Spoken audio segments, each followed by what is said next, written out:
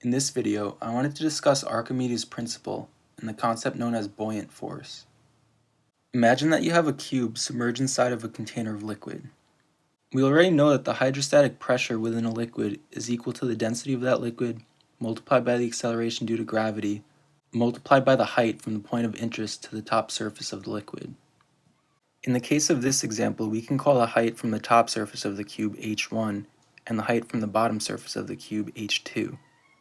We can then call the height of the cube itself delta H. If we take a look at the hydrostatic pressure formula, we can find that the pressure on the top surface of the cube, P1, is equal to the density multiplied by the acceleration due to gravity multiplied by H1. Similarly, we can calculate the pressure on the bottom surface of the cube, P2, by replacing H1 with H2. What you'll notice here is that because H2 is greater than H1, the pressure on the bottom surface of the cube, P2, is greater than P1, the pressure on the top surface of the cube. We know that pressure is simply force divided by area. This means that to calculate a force, we just need to multiply a pressure by the area that it acts upon. In the case of this cube, we can say that the area of each surface is equal to A. This means that F1 is equal to P1 multiplied by A. This can be rewritten as follows. Similarly, F2 is equal to P2 multiplied by A, and once again this can be rewritten as follows. So we know that F1 will push down on the top surface of the cube, while F2 will push up on the bottom surface of the cube.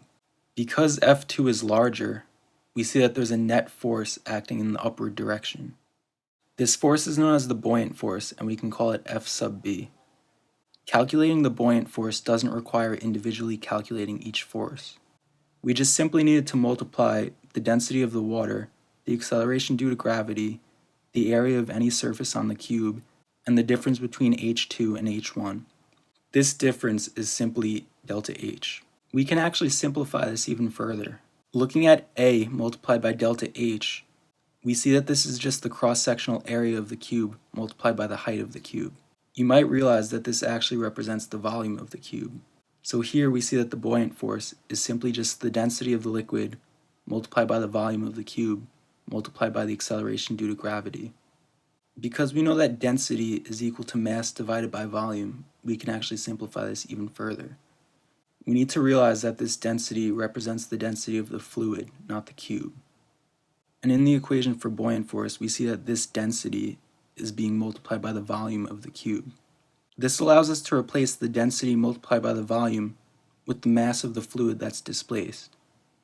The mass of the displaced fluid multiplied by the acceleration due to gravity is the weight of the displaced fluid. And the equation now tells us that this is what buoyant force is equal to. What we've found is actually a very simple concept. The buoyant force of any object is equal to the weight of the fluid that it displaces.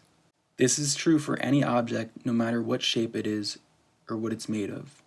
The Greek mathematician Archimedes was able to figure this out 2,000 years ago, which is why we call it Archimedes' Principle. You might be wondering why it's useful to know an object's buoyant force, but this is what allows us to determine whether an object will sink or float. For an object floating in water, the only forces acting on it are the buoyant force and that object's weight.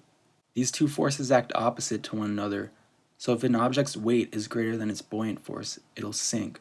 But if an object's buoyant force is greater than its weight, then it'll float.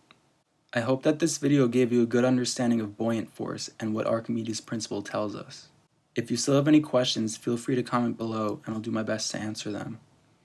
If you found this video helpful, please give it a like and consider subscribing to the channel for more fast physics videos.